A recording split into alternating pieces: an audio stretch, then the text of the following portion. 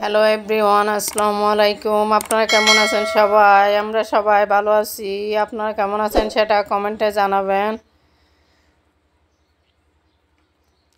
আপনারা দেশ এবং দেশের বাইরে আমার ভাই বোন, আন্টি এবং ছোটো ভাই বোনেরা যারা আমার এই মুহূর্তে ভিডিও দেখছেন তারা অবশ্যই একটি লাইক দিয়ে ভিডিওটি কন্টিনিউ করার চেষ্টা করবেন।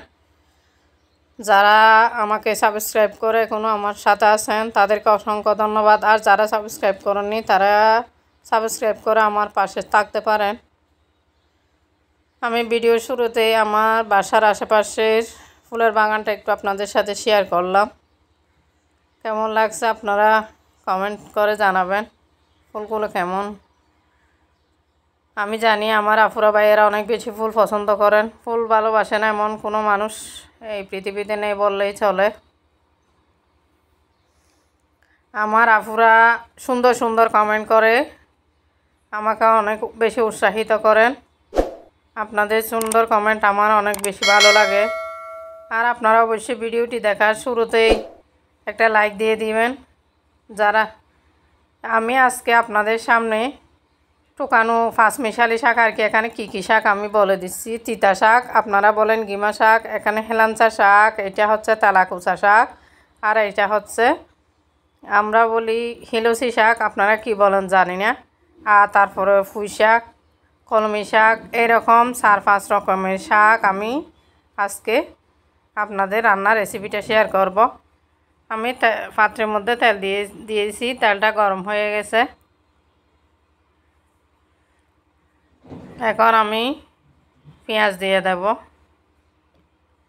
পাঁচমিশালি শাকটা আপনারা এভাবে রান্না করলে অনেক বেশি ভাত খেতে পারবেন। যাদের মুখের রুচি নেই তারা। শাকটা অনেক মজা হয়েছিল, যেহেতু আমি খাওয়ার পরে বয়স দিচ্ছি। টুকানো পাঁচমিশালি শাক যে এত মজা হয় সেটা আপনি রান্না করে না খেলে জানতে পারবেন না।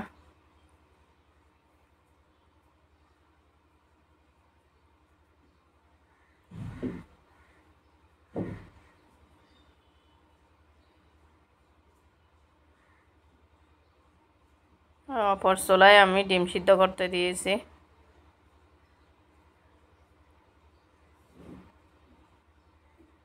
এবার আমি এখানে হলুদ, মরিচ এবং ধনিয়া আধা চামচ করে দিয়ে দিয়েছি।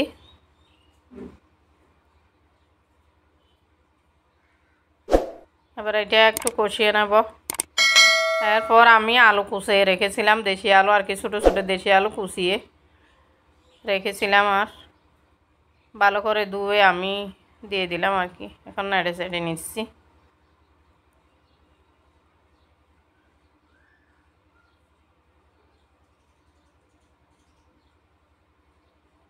এবার আমি 2 প্রকারের ডাল মিক্স করে আমি ডাল একসাথে মিক্স করে রাখি, সেজন্য এখানে মুগ ডাল আর মসুর ডাল আর কি ভালো করে ধুয়ে আমি এখন দিয়ে দিলাম।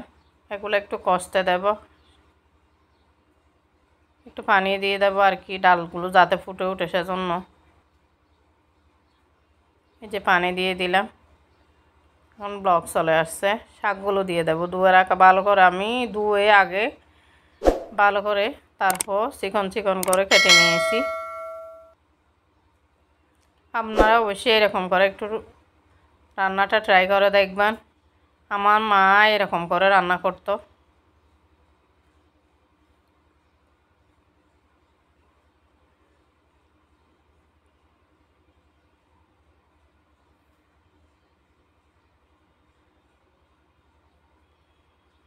এবার আমি ভালো করে মিশিয়ে নিচ্ছি আর কি।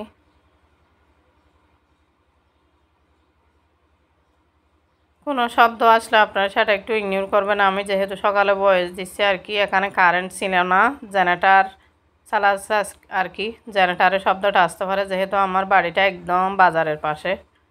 যে ব্লক চলে আসছে। এবার আমি লবণ দিয়ে দিলাম পরিমাণ মতো।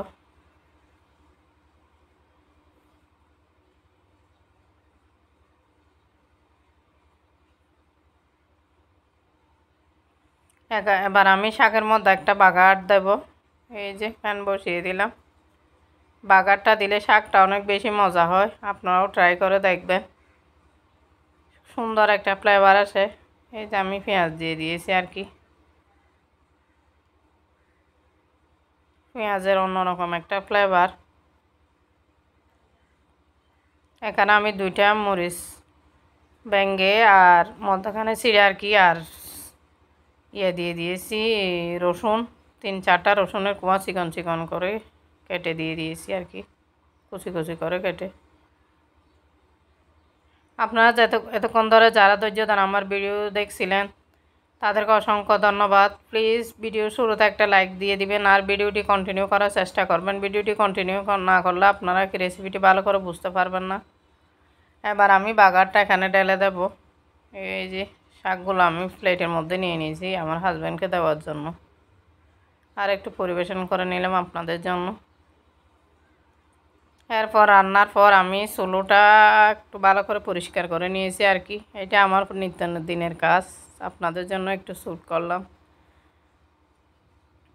চুলা ভালো করে পরিষ্কার না রাখলে ভালোই লাগে না আমাদের গৃহিণীদের, মানে যতই চাকরি বাকরি যেটাই করি না কেন আমাদের রান্নাঘরটা আমাদের হচ্ছে একান্তই আপন। রান্নাঘর পরিষ্কার পরিচ্ছন্ন থাকলে মনটা অনেক ভালো হয়ে যায়।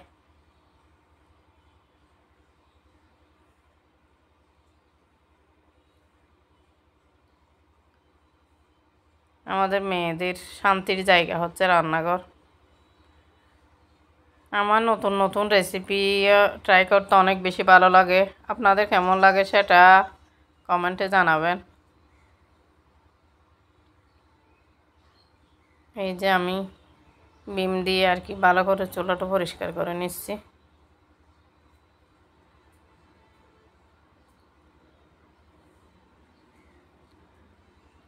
আমার প্রিয় আপুরা ভাইয়েরা আরও অনেক সুন্দর করে কিচেন ক্লিনিং করে রাখে।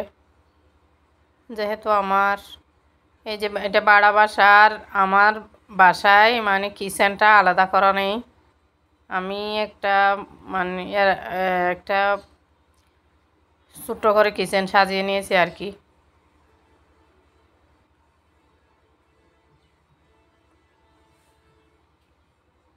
এই যে এটা বিকালবেলা একটু শ্যুট করলাম আপনাদের জন্য। বিকালবেলায় ফুল গাছগুলো কেমন লাগে সেটা একটু দেখাচ্ছি আপনাদের। এই যে সাদা ফুলগুলো অনেক বেশি সুন্দর লাগতেছে বিকালের আলোয় আর কি।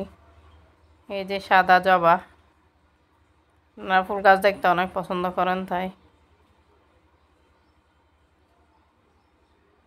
যে কি সুন্দর করে জবা ফুল ফুটে আছে, ফুল দেখলে সবারই ভালো লাগে।